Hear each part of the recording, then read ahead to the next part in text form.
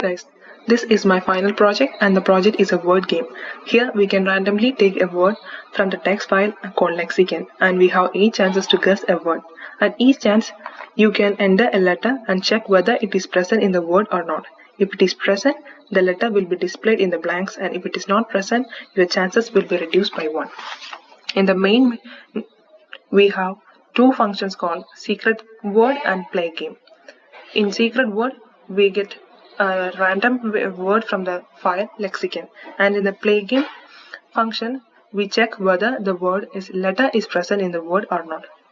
Now let's run our program.